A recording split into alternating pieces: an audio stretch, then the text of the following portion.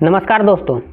गौतम अडानी, अपने नाम तो सुना ही होगा। वही जो अपने देश के प्रधानमंत्री नरेंद्र दामोदर दास मोदी के सबसे अच्छे दोस्त हैं, सबसे बड़े उद्योगपति हैं और दुनिया के सबसे बड़े रईसों में उनका शुमार होता है। काफ़ी बड़े आदमी हैं। उनके एयरपोर्ट्स, पोर्ट्स, सारे इलेक्ट्रिक एनर्जी और सारे धंधे चलते हैं इस देश में। उन पर एक गंभीर आरोप लगा है और ये गंभीर आरोप सिर्फ अडानी पर नहीं, उनके साथ जो काम करने वाले लोग हैं, 6-7 जो काम करने वाले लोग हैं, उन पर भी लगा है। साथ ही साथ उनके भतीजे सागर अडानी पर भी लगा है। दरअसल गौतम अडानी पर अमेरिका के एक कोर्ट ने अरेस्ट वारंट जारी किया है, जिसके तहत अडानी अब मुश्किल में फंसते दिखाई दे रहे हैं। दरअसल ये मामला अमेरिका से जुड़ा है, क्योंकि अमेरिका की एक कोर्ट ने अडानी को एक मामले में गिरफ्तारी वारंट जारी किया है।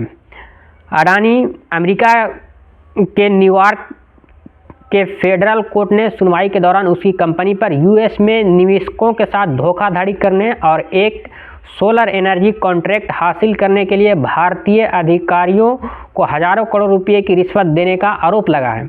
ये काफ़ी गंभीर आरोप है। उन पर करीब 2200 करोड़ रुपया भारतीय अधिकारियों को एक कॉन्ट्रैक्ट लेने के लिए रिश्वत के रूप में दिए जाने के आरोप में अमेरिकी कोर्ट ने गौतम अडानी के खिलाफ गिरफ्तारी वारंट जारी किया है। गौतम अडानी पर इस तरह के कई आरोप लग चुके हैं। गौतम अडानी पर शेयर मार्केट को मैनिपुलेट करने से लेकर के सरकार गिराने तक के, सरकार को बनाने तक के में गौतम अडानी का नाम आ चुका है। लेकिन गौतम अडानी चूँकि नरेंद्र मोदी का कंप्लीट दोस्त हैं और एक जिगरी दोस्त हैं, इसीलिए उन पर ना आज तक कोई जांच बैठाई गई और ना उनका कभी अरेस्ट किया गया। अडानी बहुत आराम से इस देश में कारोबार कर रहा है और इस देश में उसके साथ साथ तो विदेशों में भी कारोबार कर रहा है और उसी भ्रष्टाचार नीतियों के तहत अपना बिजनेस बढ़ा रहा है। लेकिन उस पर नरेंद्र मोदी के रहते उस पर कोई कार्रवाई नहीं की जा रही है।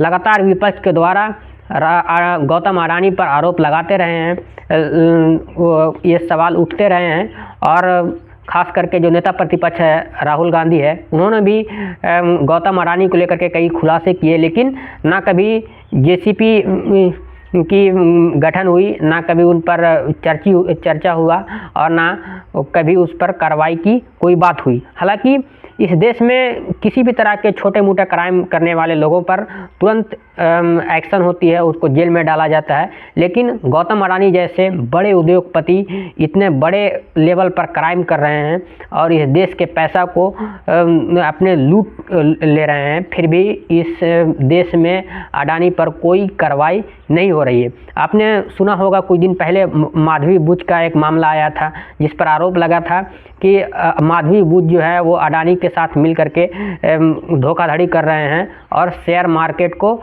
मैनिपुलेट कर रहे हैं। ना अब तक के माधवी बुच के सब पर कोई कार्रवाई हुई है और ना गौतम अडानी पर कोई कार्रवाई हुई है।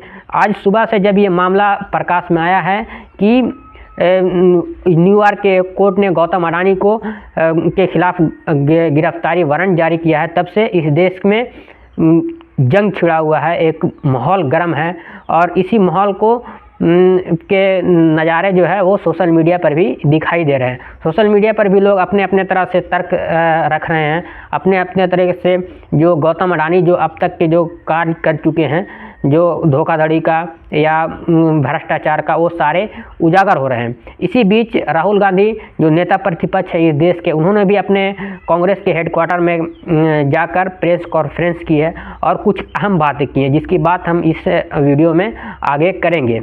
इस खबर को आते ही शेयर बाज़ार में भूचाल सा आ गया है और लगातार जो अडानी के जितने कंपनीज हैं उनके सारे शेयर्स गिरते जा रहे हैं। अडानी के जो कंपनी है उनके जितने शेयर्स हैं सारे नीचे गिर रहे हैं, सारे डाउन हो रहे हैं। उसमें आपको अडानी इंटरप्राइजेज करीब 20% नीचे गिर गई है। अडानी एनर्जी सॉल्यूशन वो भी 20% नीचे गिर गई है।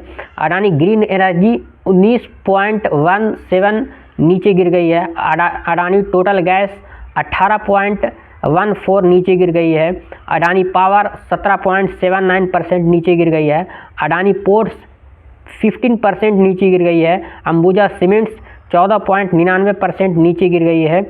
एसीसी शेयर्स 14.54% नीचे गिर गई है। एनडीटीवी शेयर्स 14.37% नीचे गिर गई है। और अडानी विलमार 10% गिर गई है। इस तरह से अडानी का करीब करीब एक दिन में 2.2 लाख करोड़ रुपया का नुकसान हुआ है। हालांकि अडानी इस तरह के जो शेयर मार्केट है वो लगातार गिरते रहे हैं। इससे पहले हिंडनबर्ग का रिपोर्ट आया था, उसके बाद भी अडानी के जितने कंपनी थे सारे के शेयर नीचे गिर रहे थे। हालांकि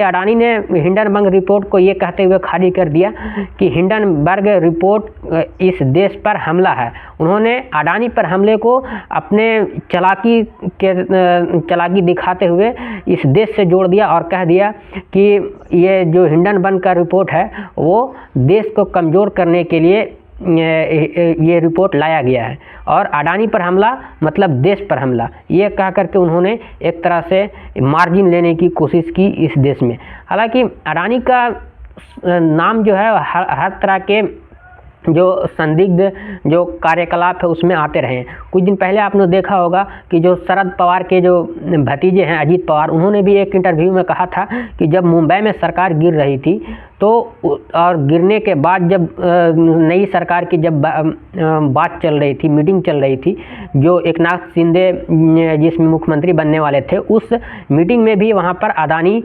मौजूद थे, जिसके बाद काफ़ी हंगामा हुआ था। आपको बता दें ये अडानी वहाँ पर कर क्या रहे थे, आप देख रहे होंगे जिस तरह से इस पर भी राहुल गांधी ने भी अपने प्रेस कॉन्फ्रेंस में इस पर बात की है, जिसमें उन्होंने कहा है राहुल गांधी ने कि कई स्टेटों के जो सरकारें हैं उनको डिस्टर्ब किया गया और वो पैसे के बल पर डिस्टर्ब किया गया। यही कारण है कि जो विपक्ष है वो लगातार अडानी पर हमला करता रहा है।